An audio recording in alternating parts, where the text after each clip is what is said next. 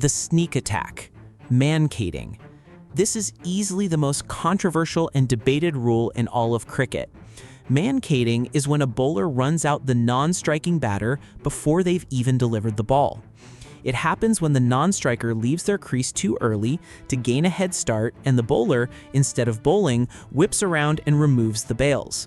It's named after Indian bowler Mankad, who famously used this dismissal against an Australian batter back in 1947. Ever since, it has sparked endless arguments. One side claims it's against the spirit of the game, a cheap shot that requires no skill. The other side argues that it's perfectly legal and the only person cheating is the batter trying to steal a few yards. Despite the controversy, the official laws have been updated to legitimize it, moving it from the unfair play section to a standard run out. Famous modern examples like Ravichandran Ashwin dismissing Jos Buttler in the IPL prove this rule is still very much alive and guaranteed to cause a firestorm every time it happens. The tardiness penalty, timed out. This one is so rare it had never happened in over 146 years of international cricket until 2023. The timed out rule states that an incoming batter must be ready to face their first ball within a set time after the previous wicket falls. In World Cup matches, that's just 2 minutes. History was made in the 2023 World Cup when Sri Lanka's Angelo Matthews was dismissed without facing a single ball. After walking out to the crease, he discovered the strap on his helmet was broken and called for a replacement. The Bangladesh captain, Shakib Al Hassan, noticed the clock had ticked past the 2-minute mark and appealed. Despite Matthews' protests, the umpires had no choice but to give him out, making him the first player in international history to be dismissed this way. The Bodyguard foul, obstructing the field. This rule is all about preventing batters from deliberately getting in the way of fielders. A batter is out for obstructing the field if they willfully obstruct or distract the fielding side with their actions or words. One of the most famous examples involved England's Ben Stokes in a 2015 match against Australia. After playing a defensive shot, the bowler, Mitchell Starc, threw the ball back towards the stumps.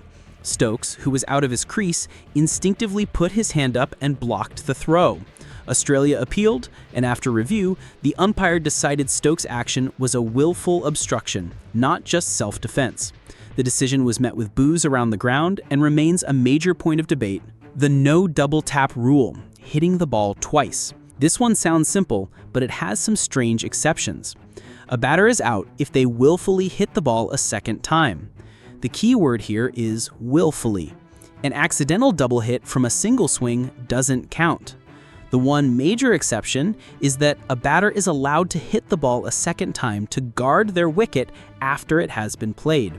So if you block a ball and it rolls back towards your stumps, you're allowed to tap it away to save yourself from being bowled. However, you can't hit it a second time and then take a run. This is one of the rarest forms of dismissal in all of cricket. The tactical quit, retired out. No, this isn't just giving up. In cricket, there are 2 ways a batter can retire their innings. Retired hurt is common. A player gets injured and can return to bat later. But retired out is a purely tactical move. A batter can voluntarily choose to end their innings to allow for a more aggressive or better suited teammate to come in. Once a player is retired out, their innings is over for good and it's recorded as a dismissal. For decades, this was almost unheard of in Test cricket, with the first instances occurring in 2001. However, it's become more accepted, though still debated tactic in fast-paced T20 leagues like the IPL. Players like Ravichandran Ashwin have been strategically retired by their teams to get a big hitter in for the final overs. The Vanishing act, lost ball.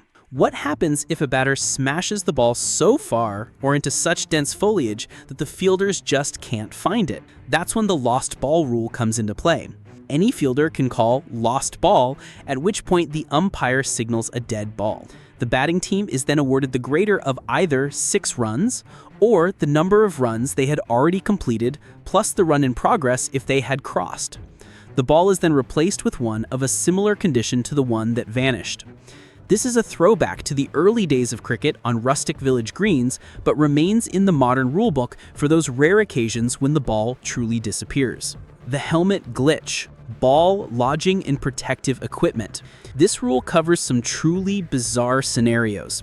If a batted ball gets stuck in the protective helmet or clothing of a fielder, the ball is immediately called dead. No runs can be scored, and no dismissal can be made after that point. It's a fair catch if the ball lodges in a fielder's clothing, but not if it gets stuck in their helmet. Even weirder is the penalty for hitting a helmet left on the field. If a wicketkeeper takes off their helmet and places it on the ground behind them and the ball hits it, the batting team is automatically awarded 5 penalty runs.